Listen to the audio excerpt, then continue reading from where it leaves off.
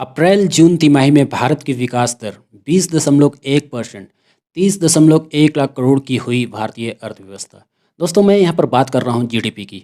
तो अभी हाल ही में एक तरह से देखा जाए तो निर्मला सीतारमन ने यहाँ पर अपना बयान दिया और उन्होंने कहा कि फर्स्ट क्वार्टर में अभी जीडीपी का बहुत ही अच्छा खासा ग्रोथ हुआ है, यानी 20.1% का राइज।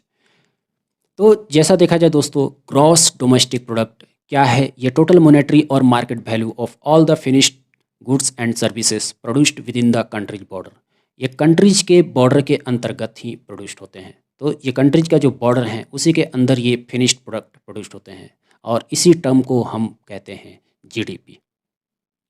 जैसे दोस्तों, इसका जो कंपोनेंट्स अगर आप देखोगे तो personal consumption, government spending, business investment, net exports of goods and services. जैसा मैं बता दूं दोस्तों, ये 4 कंपोनेंट्स हैं, ये आपको ध्यान देना है। नमस्कार दोस्तों, मैं हूं सूट कुमार और आप देख रहे हैं इंटरनेशनल अफेयर्स। तो आइए टॉपिक्स को स्टार्ट करते हैं। ये करंट टॉपिक्स है और जैसा देखा जाए तो इंडिया जीडीपी ग्रोथ है, ये अभी हाल में 20.1% है और ये क्वार्टर फर्स्ट का मैं बात बता रहा हूँ। ये 2021 टू 2022 का ये आंकड़ा है। इंडिया ग्रोथ रेट है 20.1%। इंडिया इकोनॉमी है 32.3 लाख करोड़। लास्ट ईयर इसका जो श्रैंक हुआ था 24.4% और आरबीआई ने प्रिडिक्शन किया था एक तरह से 21.4% फर्स्ट क्वार्टर में आने का। लेकिन देखा जाए दोस्तों, तो एक तरह से इंडियन ग्रोथ जो अभी है ये 20.1% है। ये अप्रैल जून का क्वार्टर की मैं बात बता रहा हूँ, जो कि लगभग ये आरबीआई की प्रिडिक्शन का सेम ही है।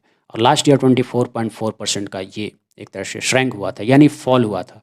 तो देखा जाए तो एक तरह से ये बहुत ही अच्छा ग्रोथ है और इंडियन इकोनॉमी एक तरह से 32.3 लाख करोड़ पहुंच गया है। आइए दोस्तों, इसके बारे में हम और भी कुछ बात करते हैं। और यहाँ पर आप ग्राफ में देख सकते हो, जो जीएसटी का कलेक्शन हुआ, जुलाई जीएसटी कलेक्शन, तो एक तरह से 1.16 लाख करोड़ हुआ, जो कि बहुत ही अच्छा कलेक्शन है। मे बी ये कलेक्शन पेट्रोल और डीजल से आए हों या फिर अदर सोर्सेज से आए हों, तो ये चीज़ आपको यहाँ पर ध्यान देना है। तो यहाँ पर आप देख सकते हो ग्राफ में 1.16 लाख करोड़ हैं और यहाँ पर जनवरी 2020 का जो आंकड़ा है ये 1 लाख करोड़ से लगभग ऊपर है। और अगस्त 2020 में भी अगर आप देखोगे तो ये 80,000 से भी थोड़ा सा ऊपर ही आया है। तो अभी आप करेंटली में देखोगे तो 1.16 लाख करोड़, जो कि कलेक्शन बहुत ही अच्छा खासा है। आप ये ग्राफ में देख लीजिए, ये सारे आंकड़े ग्राफिकली इंडिकेट कर रहे हैं और इसे आप कोशिश कीजिए याद रखने की। आइए दोस्तों, हम और भी कुछ बात करते हैं। यहाँ पर आपको मैं यहाँ पर बताना चाहूँगा कि अप्रैल जून तिमाही में, ये बात जो करंटली मैं कर रहा हूँ अप्रैल जून तिमाही का, तो ये बहुत ही अच्छा इम्पैक्ट है। आप यहाँ पर देख सकते हो कि आईएमएफ के द्वारा जीडीपी का ग्रोथ फोरकास्ट किया गया। ये लाल रंग से जो इंडिकेट किया जा रहा है ये 2021 और नीले रंग से ये 2022। आप इंडिया देखो, ये टॉप रैंकिंग पे है और ये 9.5 और 8.5 है। उसके बाद चाइना, उसके बाद यूएस और उसके बाद यूके। तो ये सारी चीज़ देख लीजिए। जैसा कि चाइना का रेड कलर का आप देख लो, ये 8.1 है यानी 2021 का, और नीले रंग का 5.7। उसी तरह सभी का है, यूएस का भी और यूके का भी। दोस्तों, यहाँ पर मैं आपको बताना चाहूँगा कि इकोनॉमिक एडवाइजर कृष्णा मूर्ति ने अभी हाल ही में कहा कि India is poised for stronger growth from structural reforms, government caps, push and rapid vaccination. तो जैसा यहाँ पर मैं आपको बताना चाहूँगा कि जीडीपी का जो ग्रोथ होते हुए दिखाई दे रहा है, ये एक तरह से रैपिड वैक्सीनेशन और गवर्नमेंट कैप्स पुश की वजह से, मतलब गवर्नमेंट ने यहाँ पर अच्छा खासा ख्याल रखा। उन्होंने ये भी कहा कि our micro economics fundamental, whether it's inflation, current account deficit, forex reserves and all other metrics clearly indicates that our fundamentals are very very strong.